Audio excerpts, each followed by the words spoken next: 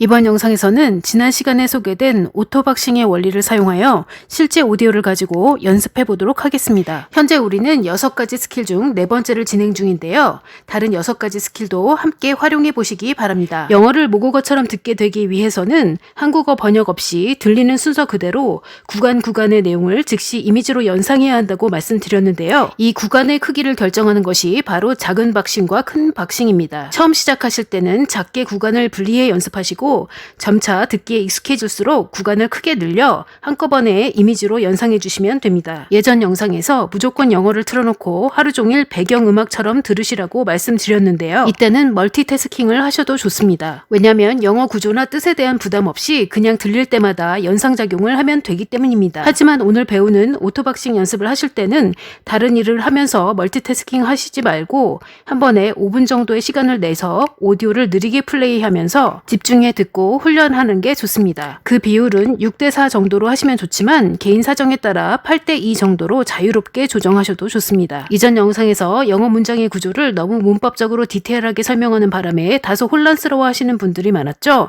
그래서 이번에는 좀 더 심플하게 설명해 드리도록 하겠습니다. 아주 심플한 문장에 반드시 들어가는 요소는 무엇일까요? 주어와 동사죠. 그리고 부가적으로 목적어나 보어가 들어갑니다. 바로 이런 문장 성분이 시작되는 곳에서 의미의 구간이 앞과 뒤로 나눠집니다. 그러니 이들 각각의 구간을 나누고 각 구간을 한 영역, 즉 박스라고 생각하면 됩니다. 즉 우리는 주어 박스, 동사 박스, 목적어 박스, 보어 박스를 갖게 되겠죠. 각 박스에 들어가는 내용은 길 수도 있고 그냥 한 단어일 수도 있습니다. 한 박스에 들어갈 내용이 한꺼번에 이미지로 처리돼야 하는데 우리는 사실 박스가 끝나는 지점이 언제가 될지 모르기 때문에 잘 듣고 있다가 다음 구간이 시작되는 신호가 오자마자 그 이전까지를 한꺼번에 묶어 처리하는 것입니다. 즉 주어가 길다면 동사를 기다렸다가 동사가 나오자마자 주어 구간에 있던 모든 내용을 한꺼번에 이미지로 연상시킵니다. 그렇게 하려면 주어 구간을 듣는 동안 길다면 긴 그 단어들을 잊어버리지 말고 쭉 기억하고 있어야겠죠. 이렇게 아직 이미지로는 처리되지 않았지만 현재 구간에 계속 추가되는 단어들은 우리의 뇌 속에 그 날것의 형태인 영어 단어 자체로 저장시켰다가 해당 구간이 끝나는 순간 한순간에 이미지로 변화시켜야 합니다. 다만 우리는 기계보다 월등한 뇌구조를 갖고 있기 때문에 이런 절차가 딱딱 끊겨서 느껴지지 않을 겁니다. 그러니 느낌이 로봇 같지 않다고 해서 실망하지 마셔야 합니다. 자, 여기에 실제 영어 문장이 들린다고 합시다. This status changes까지 쭉 듣다가 increase라는 동사가 나왔을 때 이거 동사인데? 라고 생각하시고 그 앞까지가 주어구나 라고 느끼면서 지금까지 들었던 내용을 전부 한꺼번에 이미지로 연상해 주시면 됩니다. 자, 그럼 방금 연상하신 총체적인 이미지는 뭐였을까요?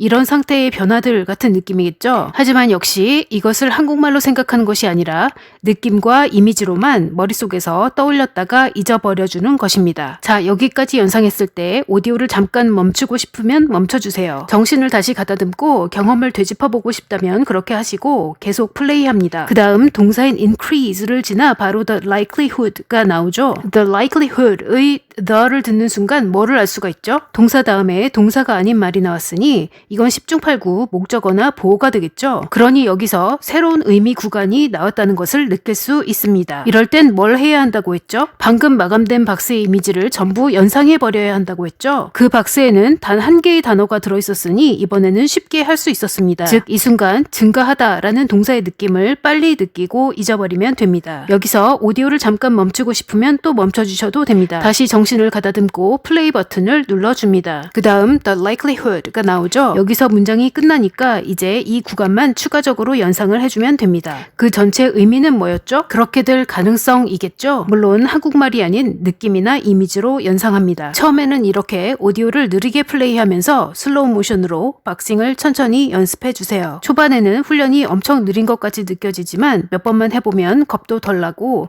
괜히 걱정했다 싶을 정도로 쉽게 적응하시고 점차 속도를 낼 수 있게 되실 겁니다. 영어 오디오의 내용 자체는 쉬워도 빨리 플레이되면 소화하기 어렵기 때문에 영상마다 다르게 본인에게 가장 편안한 속도에 맞춰서 속도를 먼저 세팅하시기 바랍니다. 어떤 테크닉을 처음 적용해 볼 때는 오디오를 느리게 플레이하세요. 왜냐하면 오디오 자체에 신경을 덜 쓸 수 있도록 해야 테크닉에 빨리 익숙해질 수 있기 때문입니다. 일단 테크닉이 편해지게 되면 자신에게 익숙한 만큼의 속도로 다시 돌아오셔서 그 테크닉을 적용하시고 그 다음 점점 자신의 속도보다 좀 더 빠른 속도로 목표치를 잡고 그 테크닉을 사용하면서도 계속 잘 들을 수 있게 훈련해 주시면 됩니다. 자, 그럼 실제 다른 채널의 오디오를 짤막하게 일부분을 천천히 듣겠습니다.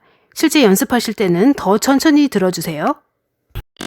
These physical changes increase the likelihood that a cell will fire again at that connection, strengthening the wiring between neurons. 자, 이제 이렇게 영어를 들었을 때 어떻게 처음에 시작해야 할지 알아보겠습니다. 처음으로 영어 듣기를 집중적으로 연습하실 때는 구간을 아주 짧게 잡아주세요. 앞서 말씀드린 것처럼 주어 따로, 동사 따로, 목적어 따로 이렇게 따로따로 잡아서 훈련해 주세요. 이렇게 천천히 해서 될까라고 생각하시는 분도 있겠지만 생각보다 이 단계는 금방 졸업하게 되기 때문에 시작이 반이라고 생각하시고 일단 행동에 옮기시기 바랍니다. 그리고 이 단계에서는 너무 욕심을 내서 긴 문장을 모두 분해하려고 하시기보다 일단 각 문장에서 짧게 나오는 주어, 동사, 목적어, 보어만 딱딱 나눠서 알아채는 정도로 훈련을 하시면 됩니다. 그 외의 미사여구나 길게 나오는 주어나 동사 등 너무 복잡한 부분은 처음엔 그냥 흘려 들으세요. 단계가 올라가면서 주어, 동사, 목적어 등이 이제 잘 된다 싶을 때가 오면 이제 그 밀어놨던 복잡한 부분을 본격적으로 집중해 주시면 됩니다. 자, 이렇게 짧게 나오는 주어, 동사, 목적어, 보어 구분하기가 이제 익숙해졌다고 합시다. 자, 그럼 이제 다음 단계로 나아가 부가적으로 첨가된 말과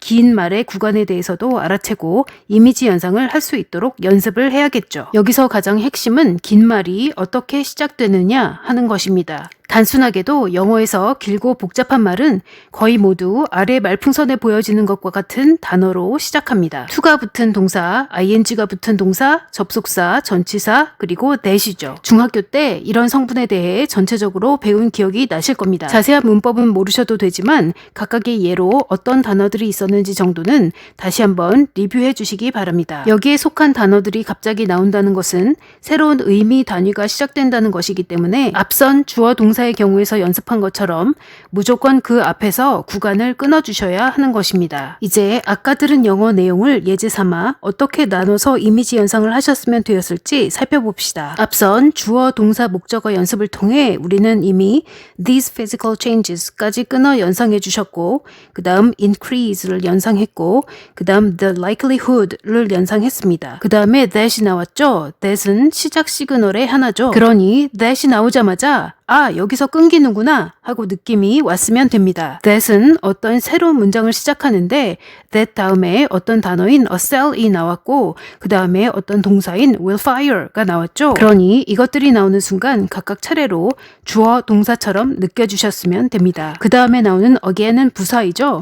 부사들은 그냥 단독으로 느껴주시면 됩니다. 그 다음에 쭉 듣다가 시작 시그널인 at을 만나게 되죠. 그리고 또 쭉 듣다가 시작 시그널인 strengthening이 나옵니다. 그러니 그들 시작 시그널들의 전과 후를 나눠서 연상해 주시면 됩니다. 그 다음 strengthening 다음에 나오는 the wiring을 듣다가 보면 또 다른 시작 시그널인 between을 만나게 됩니다. 그러니 between 앞에 있는 내용을 연상하고 나서 between neurons를 연상하시면 됩니다. 앞서 말씀드린 대로 주어, 동사, 목적어, 보어를 제외하고 뭔가 더 많이 붙는 문장은 상위 단계에 속하기 때문에 처음에는 이런 부가적인 내용들을 간간히 스킵하면서 영어 듣기 훈련을 하다가 주어, 동사 등의 구분이 제법 잘 되기 시작할 때 본격적으로 남겨놨던 부분을 집중적으로 연습하시기 바랍니다. 연습하다가 몇 개 구간을 놓쳐도 그냥 쿨하게 넘어가시고 대부분이 이해가 안 되고 주어, 동사만 캐치할 수 있다 하더라도 연습을 계속하시기 바랍니다. 모든 타입의 문장과 모든 내용을 처음부터 다 박싱하고 이해하겠다는 것은 비현실적인 욕심일 뿐입니다. 여러분의 뇌가 점차적으로 적응할 수 있도록 항상 충분한 시간과 조금 더 어려운 것에 도전할 수 있는 기회를 주어야만 여러분은 점점 더 복잡한 내용을 자연스럽게 할 수 있게 됩니다. 앞선 영상에서 박스의 단위는 작은 것으로부터 큰 것으로 여러 가지가 있다고 했습니다. 지금까지 우리가 박싱했던 단위는 작은 단위였습니다. 하지만 시간이 가고 연습을 계속할수록 여러분의 뇌는 점차 이런 박싱을 아주 쉽게 처리하게 되고 자신도 모르게 몇 가지 작은 박스들을 한데 묶어 한꺼번에 연상할 수 있게 될 겁니다. 예를 들어 처음에는 these physical changes와 increase와 the likelihood를 따로 받아들이고 연상했지만 나중에는 전체인 these physical changes increase the likelihood가 쭈르륵 한 번에 인식될 것입니다. 바로 이 타이밍이 작은 박싱에서 큰 박싱으로 넘어가게 되는 때입니다. 여러분이 굳이 의식적으로 박스 사이즈를 지정하지 않아도 우리의 뇌는 알아서 그 다음 단계로 넘어갑니다. 따라서 훈련을 시작하기도 전에 또는 시작하면서 너무 의도적으로 구간의 사이즈를 로봇처럼 통제하려고 하지 마시기 바랍니다. 처음 시작했는데도 큰 박싱이 된다면 이미 여러분의 실력은 상당한 수준에서 출발하는 것이니 축하받을 일이고 그 사이즈를 의도적으로 줄이려고 하지 마세요. 아까 들었던 오디오를 사용해 스몰 박싱에서 미디엄 박싱으로 넘어간다면 이런 형태가 됩니다. 여러 작은 구간들이 합쳐져 큰 구간의 한 박스처럼 인식이 되는 것이지요. 이렇게 되기까지는 길이가 긴 내용마저도 모두 영어 그대로 임시로 기억할 수 있는 능력이 증가되어야 함은 물론 작은 박스들 간의 관계를 추론하는 능력마저도 증대되어야 합니다. 이런 박스 간의 관계 추론을 도와주는 것이 바로 추임새 기법입니다. 예전 영상에서 영어는 패턴상 다음에 나오는 단락들이 앞에 단락의 내용을 보충해주는 식으로 전개가 된다고 말씀드렸습니다. 바로 이런 패턴을 우리가 훈련하는 박싱에 적용하여 각 구간이 다음 구간으로 진행할 때 의미를 부드럽게 연결해주도록 연상해줄 수 있습니다. 저는 이것을 쉽게 추임새 방법이라고 부르는데요. 예를 들어 시작 시그널이 접속사 that이었다면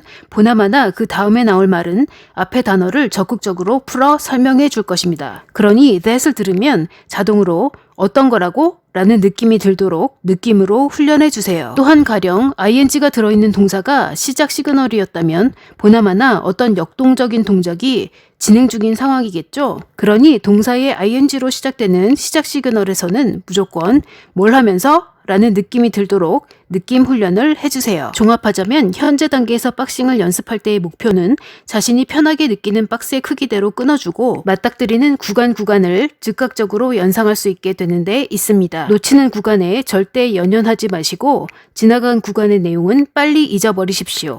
구간에만 집중하기 때문에 전체 내용이 이해가 가지 않는 것은 당연합니다. 그러니 그것 때문에 절대 스트레스 받지 마세요. 자, 이번 영상에서는 아주 짧은 예제를 가지고 실제로 어떻게 박싱을 연습하면 되는지 알아보았습니다. 오늘 바로 5분 정도 박싱에 도전해 보시기 바랍니다. 이름에서 유추할 수 있듯이 이런 박싱을 자면서도 할 수 있게 되어야 우리의 무의식이 이 작업을 오토로 돌릴 수 있게 됩니다. 오늘 연습에 사용된 오디오는 슬라이드에 소개된 것 중 첫 번째에서 따왔습니다. 지금까지 소개된 여러 개의 툴은 여러분의 훈련을 쉽고 효과적이게끔 도와주고자 하는 것이니 본인의 취향에 안 맞는 것은 과감하게 제하시고 괜찮다 싶은 것들만 취하시면 됩니다. 그럼 오늘도 수고 많으셨습니다. 다음 영상에서 만나요.